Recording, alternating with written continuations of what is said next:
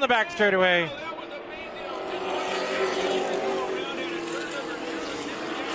The spotter, the crew chief. Oh, Busey gets the bumper from Youngren. And around goes the 4. Gavin Busey, yep, and tail lights, right? Oh, trouble turn number 1, and it's Bewley around. So Eric Bewley going to bring out Malone again. There goes Peterson. Peterson spins it out of turn number 2. Zampa takes the lead. Still green. Here's what transpired up front in the closing laps. Contact out of turn number 2. And around goes Peterson.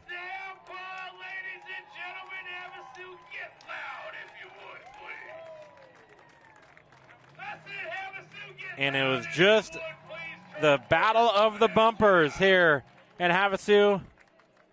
And Zampa floats on by on the... Time to pose the question. What? Oh, trouble! Tyler Reif spins in turn 4. And with 3 laps to go, one of the Bryson Lopez cars goes for a slide in our first caution for his national tour at Phoenix. And here's Garrett Hall with a full send move into turn 3. I tell you what, that car was driving good. Centimeters. TJ DeCara loving what he sees as, a huge accident for Joshua Horniman. Huge damage to the rear end of that race car. And with 2 laps to go, DeCara your leader.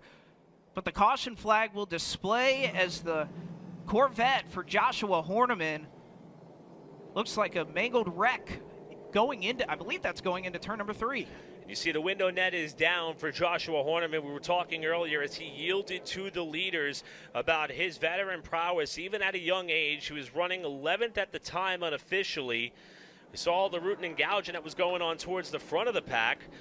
But for Joshua, 2021 Legend Car champion at Tri-County Speedway, he ends up in the wall hard on the back straightaway, and let's see how it all unfolded. There's Horniman right in front of Garrett Hall coming off turn 2, and it's hard to tell if that was strictly on Hall coming up the racetrack or Horniman coming off the wall from that vantage point. 3 wide behind him, and that appears to be Bryson Lopez Racing on Bryson Lopez Racing. Having to put out there momentarily is Tristan McKee and his Matt Piercy Racing team going to work early. Let's take a look back. You could see some contact there. So Bassett goes around late. So the initial spin, I believe that's Bryce Applegate that was just in front of about 2 rows of where that happened.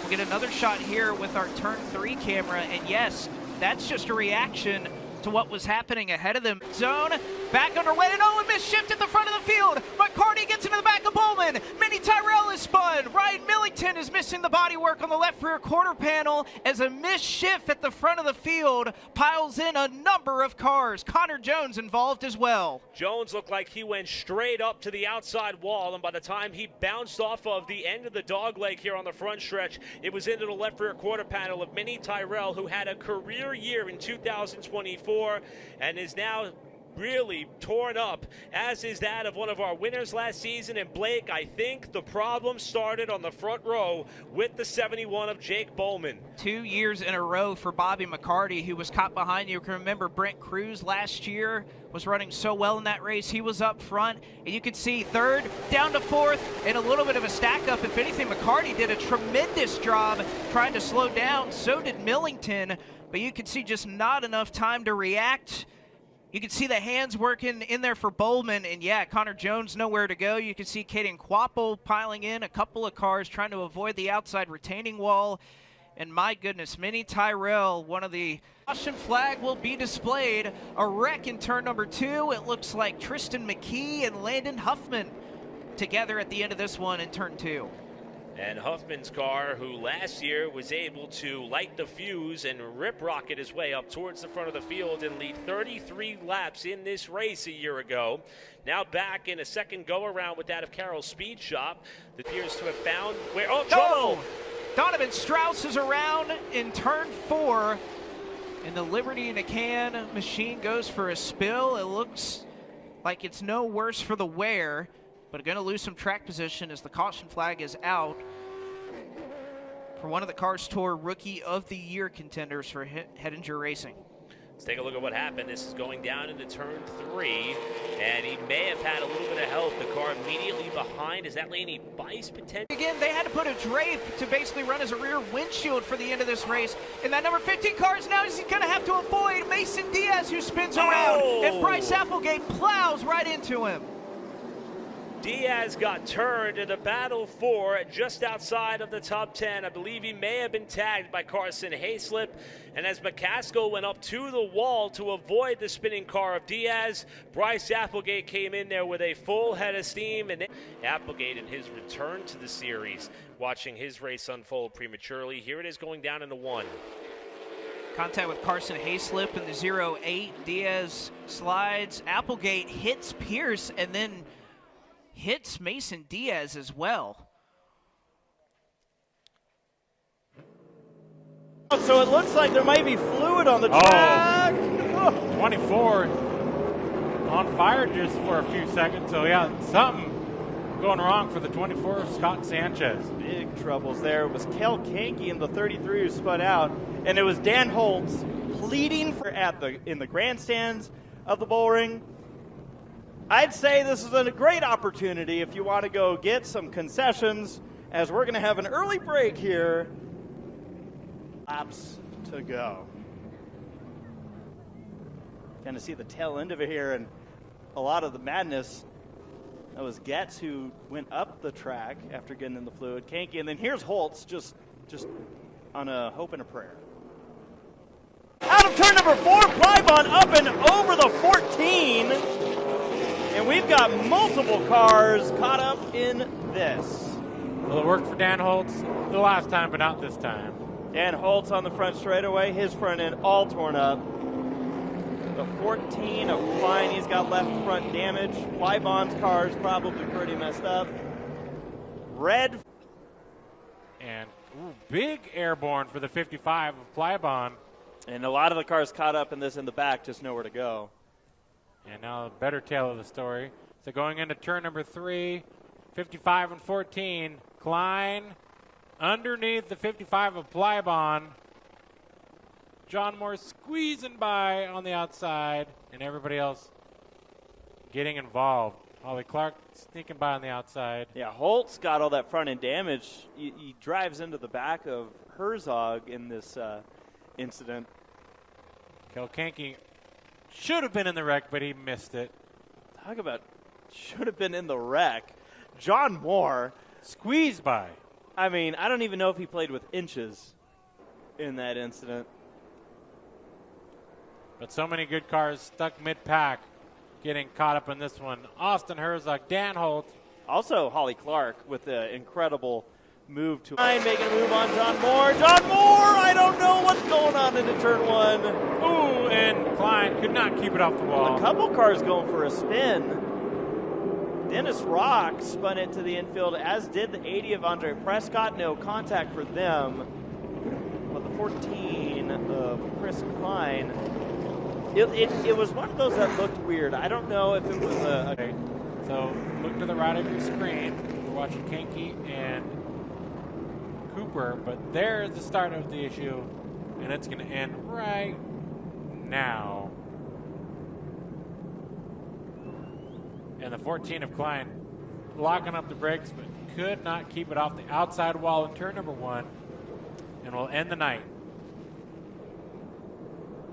Yeah, so these two cars, John. Oh, rock around to the infield. He's going to try to do a long 60, and gets back on track. Now the 61 for 4 looked like a tire cut down. What I don't know was that related at all. I almost feel like the yellow was coming out maybe for Kanke, maybe for no, I'll correct myself. Unbelievable. Maybe, like you said, unfortunately for Rocha, it feels like bad luck. It was good to see him get that win out in Stockton. I know you and I were holding our breath, and we're like, well, we can't say anything. Spears cars to a west. Tampa going around over in the corner. McClinney might do that, and we got trouble on the front straightaway. And right at Yeah. the exit of turn 4. Was it a bump draft gone wrong? It was definitely a bump. And as a burnout, we did. So these guys couldn't just hold on for one more lap. A little squeeze into turn number 1, and then down the back straightaway. A more touching into turn number 3, and that's when the 07 got behind the bumper and said, "How about this?" And then it kind of went too much. If I'm McClinney, I'm making the argument that, hey, I was just trying to, just trying to get behind him. Yep. And yeah, it looks like a touch too much. I think there's a song about that. So around goes the 56. How does that song go? Tanner Huddleston. And 7 goes for a spin. Over in the entrance, you can see the skid marks there. Not sure what happened. 2 issues going on right now. The 12 of Eric Bewley, who was behind all of this. That one driver from the northeast, one from the northwest at Plybon, hard into the door. I think Patience ran out. Patience is out of the window and up against the wall now. Well, did something let go, or did the physicality weigh in? Could have also got Jay Sale. Let's take a look at the Flow Racing replay here. What happened?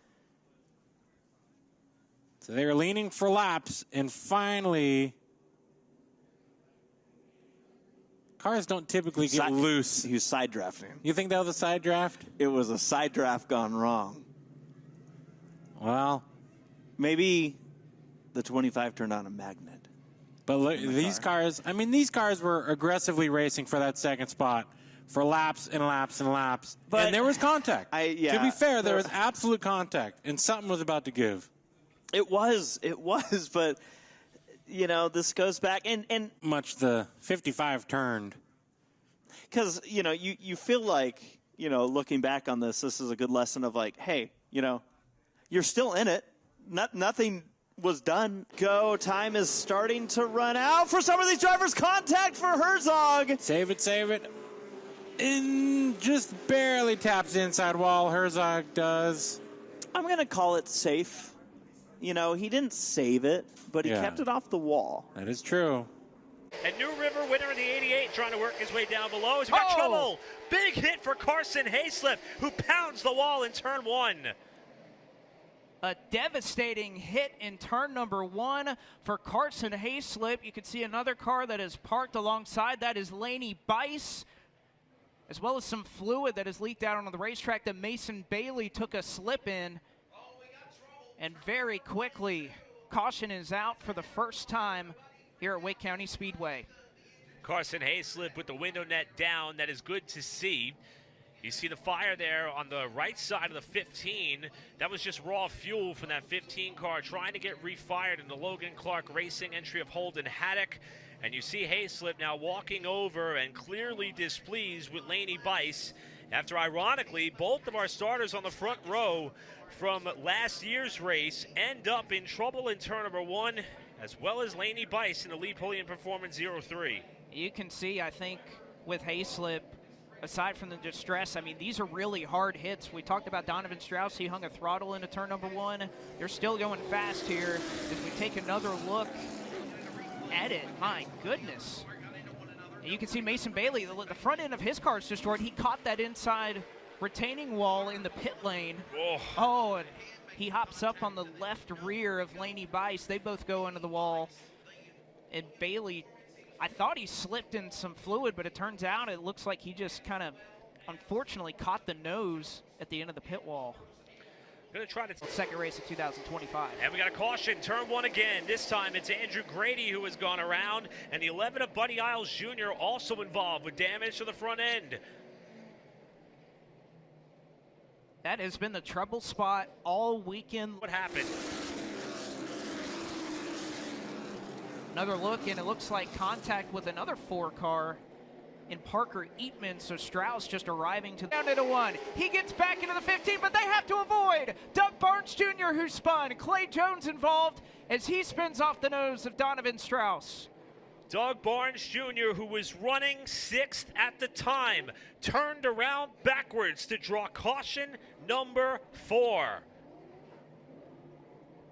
Barnes running up in the zone. Just a couple of laps remaining here at Wake County Speedway. Tristan McKee hard into the wall. He brings Holden Haddock along with him, and immediately the caution flag is out again. And just when you thought that maybe Tyrell did not get the best of restarts, off into turn 1, the 2 cars on the outside road get together going into 1, and the fans who have been enjoying some of the trackside parking in the first turn have seen many cars come their way, and now it is Tristan McKee and Holden Haddock who end up nose to nose against the outside wall. 2 cars that have been so strong. Haddock probably a contender for the Flow Racing Field Master of the race, and you can see right there Tristan McKee getting down into 1 and 2. Haddock and McKee, it's just simply a fact of disagreeing on just getting in there a little too hot. Nothing intentional, I would say, from Holden Haddock at all.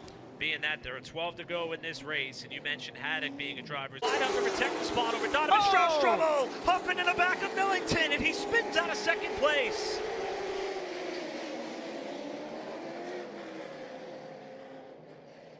Slowed once again. Is that I was just about to mention the fact that that's exactly what Minnie Tyrell wanted to see. 2 cars side by down the back straightaway. Huffman looking to the inside, and just again tight confines, not a lot of room.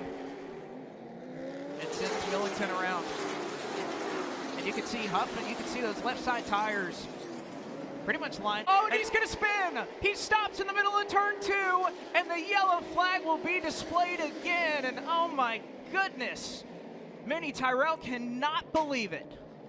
I saw Jones go off into turn 1, way up towards the outside retaining wall. Thought he was turn 2, and you can see he gets way up out of the groove. There's a ton of rubber and marbles up there at the very top end of the racetrack. Got shoved up there as he's trying to collect the car.